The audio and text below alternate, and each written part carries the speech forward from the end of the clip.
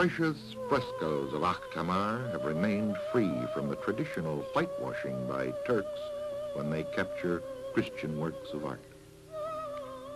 The grandeur of Akhtamar is in her construction, which occurred during a period of decline of the Armenians as a vital force in the Middle East.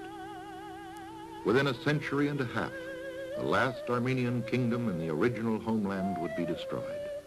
Akhtamar, along with Ani, thus represents the final burst of creativity on the Anatolian tableland.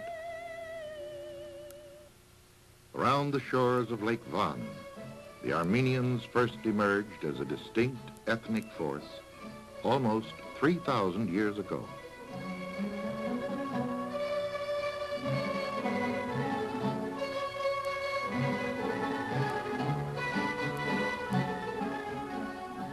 On the barren shores of the lake, the sons of Haig established their kingdoms, carving for themselves a dangerous but heroic life.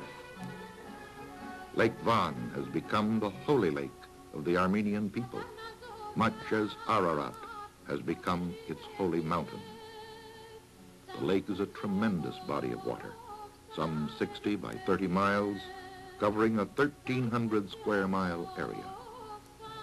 The surrounding mountains have been strongholds of Kurdish tribes who frequently raided the Armenian settlements for the wealth that they contained.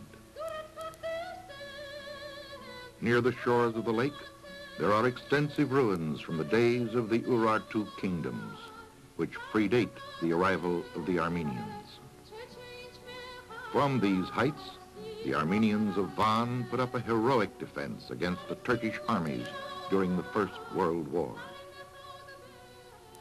Among these ancient ruins, the last Turco-Armenian encounter took place before the Armenians were totally ejected from eastern Anatolia.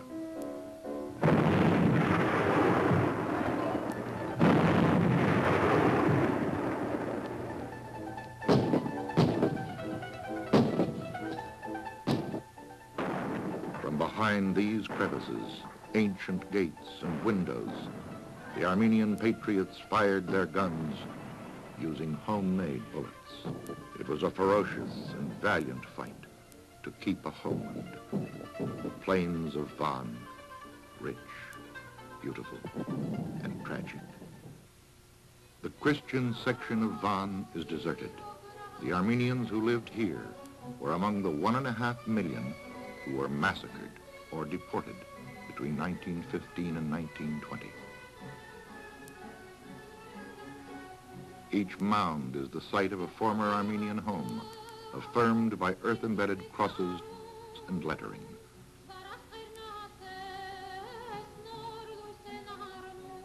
The devastation of Van, as of Harpert, is complete.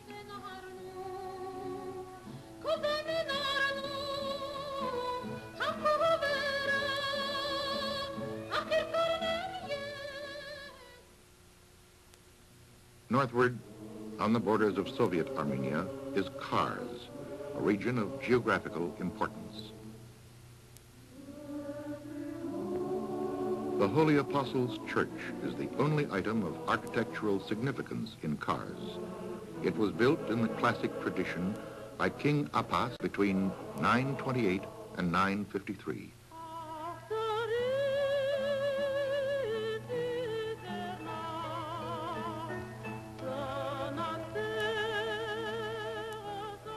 Serves now as a museum of Turkish artifacts. The Armenian cross still remains on the door.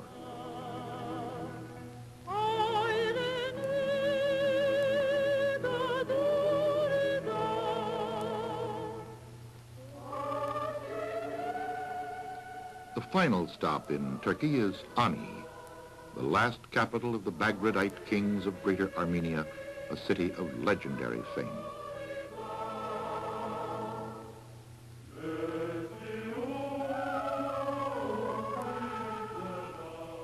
Within the awesome beauty of the rugged and fertile highlands, the nobility of Greater Armenia fought their final battles for independence and freedom.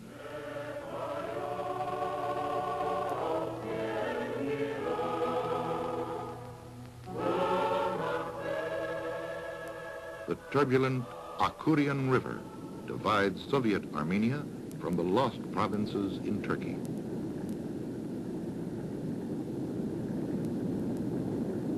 Ani stands high on the southern bank, a 4,000-acre plot of land within the ancient walls of the city. Ani was once a marvel of the medieval world, known as the city of 1,001 churches.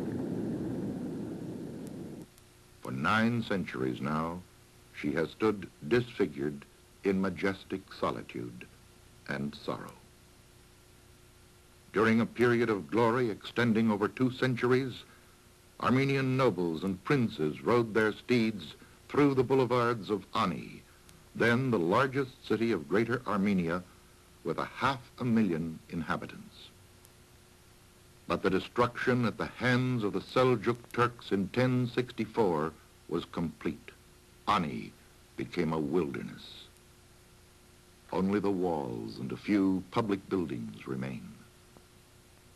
There is a crumbling tower where the Holy Savior Church once stood. Only ruins and rocks give testimony to the craftsmen of a brilliant period in Armenian history.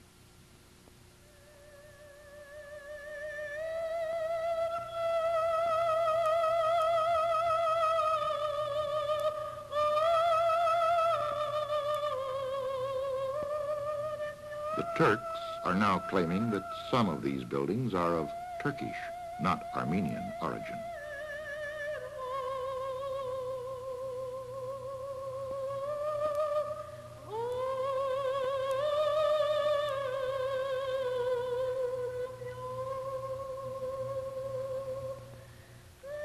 Wild beasts roam the streets of Ani.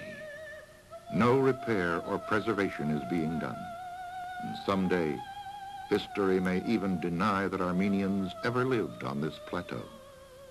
Unless reconstruction is undertaken during our time, all of Ani will be gone within a century.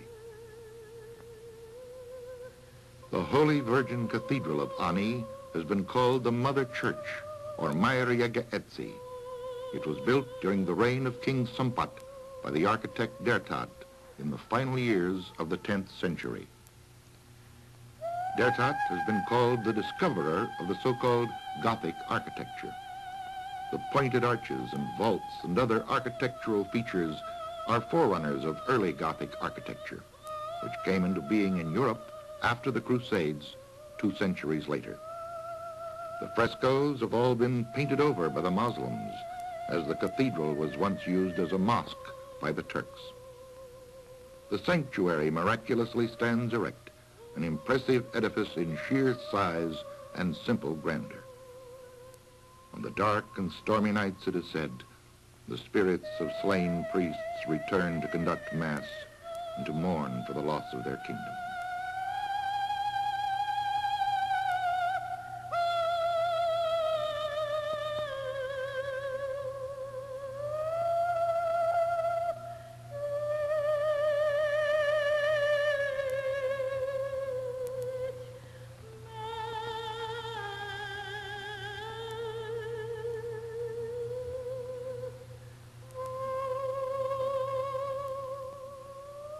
Gone are the days of glory.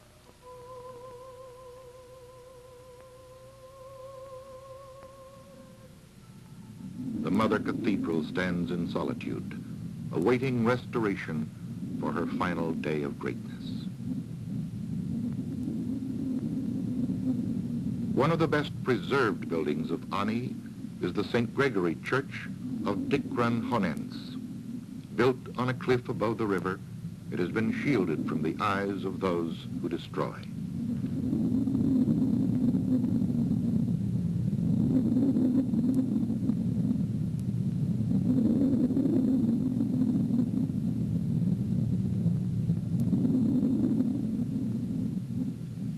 After the fall of Ani, some treasures were rescued from the city for safekeeping